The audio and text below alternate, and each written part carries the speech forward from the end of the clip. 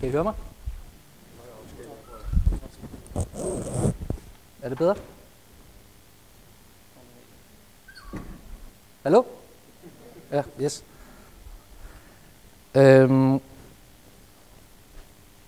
Det med targeting og behavioral targeting, jamen det er meget op i tiden, og jeg tror som sagt, at det bliver meget det her med at skabe relationen, og hele tiden gøre sig lidt umage i forhold til at give den relevante information.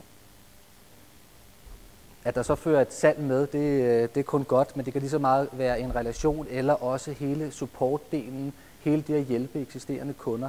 Så jeg tror, at der er et stort potentiale, ikke kun i sådan nogle e-commerce sites som vores, hvor vi selvfølgelig fokuserer rigtig meget på salget, men også i alle mulige andre typer af sites. Ja, det er lidt det samme. Der er rigtig mange navne for det her, og man taler meget om det her med at målrette. Som sagt, så mener jeg, at det er det med at prøve at gøre sig så umage som overhovedet muligt, for at give det relevante budskab. Hver gang vi taler om det her, også internt, så bliver man tit mødt med det her, jamen du kan jo ikke være sikker. Du ved jo ikke, at det her det er Christian eller Michael eller hvad ved jeg. Nej, det gør man ikke, men det er ikke sådan, så at vi kommer ikke til at personalisere så meget, sådan så at når Thomas går ind på UC.dk, jamen så er det et fuldstændig anderledes site, end når der er nogen andre, der går derind. Vores tilgang til det er hele tiden prøve at løfte det mest relevante budskab op over for kunden. Og så selvfølgelig stadigvæk på nettets præmisser, så navigationen er den samme og så videre, så man kan altså finde alle ting, men vi tager altså et af budskaberne og løfter op i forhold til, hvad vi tror, der er relevant. I vores online-strategi har vi 3 fokusområder. Hjælp og support, altså alt det der med at give en premium support på sitet, og undgå, at folk ringer ind om noget, som man kunne løse på nettet. Vi lavede en undersøgelse sidste år i vores callcentre, og jeg mener, det var noget omkring 11 eller 20% af dem, fik ind, de havde rent faktisk været på websitet før. Og det er jo altså, der er nogen, der bruger websitet som et visitkort, fordi de ikke har telefonnummer, men der er altså også mange, der går i vores hjælp og support, og vi skulle gerne helst løse deres problemer der. Hele ordre- eller konverteringsdelen er noget, som vi har fokus på de sidste 3, 4, 5 år. Altså det har startet UC.dk eller TDC-kabel-tv.dk startet som et salgssite. Altså så der er fokus på salg. Vi har ugentlige salgsmål. Vi følger hele tiden med på, hvordan det er, vi ligger på salget. Men de 2 andre, altså det at supportere og hjælpe, afværge kald, og den sidste del, altså hele loyalitet og involveringsdelen, er 2 områder, som kommer til at fylde rigtig, rigtig meget i vores strategi. Som sagt har vi en ansvarlig indholdsperson alene til det at supportere og hjælpe og have dialog med vores callcenter om, hvad er det, vi kan gøre med support. Med det nye site har vi kunne se, at vi faktisk var i stand til at rykke 1/3 af samtlige brugere over i vores hjælp og support. Og det er altså en fordobling i forhold til vores site sidste år. Så det vil sige, at nogle 30.000 hver uge er inde i vores supportområde. Og så er det der så er interessant, det er så at se på, hvad er så effekten af det. Og den måde, vi har gjort med den nye struktur på sitet, er, at vi har splittet vores kontaktsider op. Det er sådan, så vi har en kontaktindgang til vores, hvis man vil ned og tale med os i vores butikker, i TDC-butik eller i Fona osv., eller man vil ringe ind til kundeservice for at bestille vores produkter, eller også så til vores hotline eller vores support, altså hvis man har problemer med vores produkter. Den opsplitning, udover at den er mere relevant for kunderne, så gør den også i stand til at tracke på den. Så det vil sige, at vi kan altså rent faktisk se på, hvor mange af det, der går i vores supportområde, og hvor mange ender så med at gå til vores kontaktsider. Vi ved jo ikke, om de ringer ind, fordi de har været på kontaktsiden, men det er i hvert fald et ret godt indeks at følge med i. Og i øjeblikket ligger det sådan så, at det kun er 2% af samtlige i vores hjælp- og supportområde, der ender med at gå til kontakt.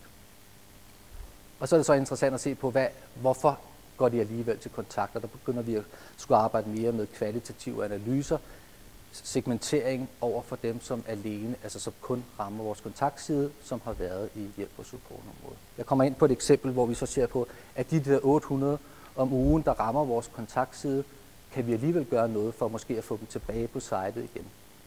Og der bruger vi det eksempel på, hvor vi bruger messen. Der er det med relevans. Det der, det kunne faktisk lige så godt være TDC Kabel-TV.dk for 4 år siden, eller noget af den stil der. Der havde vi sådan lidt, at vi præsenterede samtlige produkter på forsiden. Og der er også en tendens i måske store organisationer om, at produktchefer, de vil sjovt nok gerne have deres produkter på forsiden. Og det kan man så sige, at det her, ja, det kan godt være på nogle typer websider, det er relevant. På vores tror jeg det ikke. Så det her med at hele tiden at tænke i relevans og prioritere, overveje, hvad det er, der kunne være det relevante budskab, mener jeg er rigtig, rigtig vigtigt. Uanset om det så har med salg at gøre, eller alle mulige andre budskaber. Nu har der været snak om sådan profiler, personas og hvad ved jeg. Den måde, vi tænker det på, det er, at vi tænker i adfærdsprofiler, og vi tænker i kundeprofiler. Og adfærdsprofiler, det er sådan lidt om, hvor er det folk, de ligger i denne her sådan livscyklus.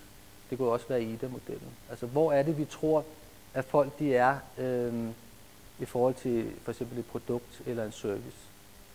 Er det noget, som vi antager, at de overhovedet ikke kender noget til, jamen, så skal de have en side, en kommunikation, som motiverer og fortæller, hvad er værdien i at have sådan en UC-boks, så man kan sætte på pause, og hvad gør det af forskel for en børnefamilie eller et eller andet. Eller antager vi, at det ved de godt, og nu er de egentlig bare ude og kigge på, hvor stor er harddisk-optageren, eller hvad koster den. Og den del af det har selvfølgelig rigtig stor betydning for, hvad er det for et budskab, der skal prioriteres. Den anden del, det er hele sådan, er det en kunde eller en ikke-kunde. Altså fordi der er sådan lidt, at vi kan sælge til en tredjedel af de danske husstande. Og det vil sige, at vi har en adressevalidering. Folk skal altså gå ind og indtaste deres adresse, i hvert fald for at købe vores bestillingsflow. Og der er altså en masse kunder, hvor man så siger, at det er lidt fjollet at belemre dem med en masse kommunikation, hvis de alligevel ikke kan købe noget fra os. Og det er klart, at man som internetudbyder også har nogle muligheder i forhold til at se på, er det en kunde, er det en ikke-kunde, hvad er det for nogle services, som vedkommende har aktiveret. Vi har implementeret, som sagt, Play og Web-TV og sådan noget. Jamen der er det selvfølgelig også interessant at hele tiden følge med i, at den her kunde inaktiv, kan vi gøre noget for at få mere brug i forhold til vores tjenester.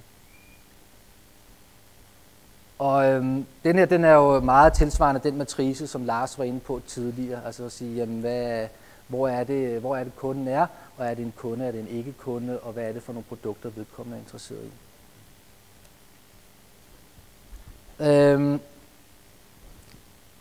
Et konkret eksempel på, hvordan vi bruger online marketing suiten. Jeg var inde på det her med kaldsafværgelse og support. I det første eksempel øverst, der er der en bruger, der navigerer rundt på sitet og har fuldstændig sådan en adfærd, som man kan sige, den er sådan lidt tilfældig. Det kan være, at han går direkte til kontaktsiden med det samme, men det kan også være, at han hopper lidt rundt på nogle tilfældige sider. I det andet eksempel, jamen, der har vi en bruger, som går i vores supportområde, og så går ind og læser et par artikler omkring UC-boksen. Det kan være, at man ser en video omkring, hvordan det er, man installerer den her. Det, der sker, det er, at på de sider der bliver der talt en værdi op for en adfærdsprofil, der hedder UC+.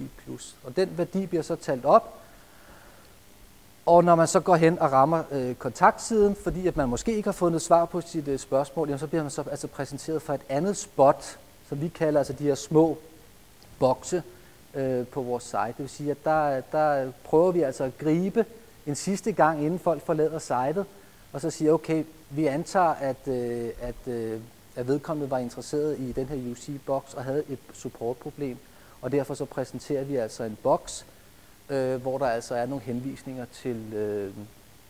til nogle vejledninger og nogle guides i den her UC-boks.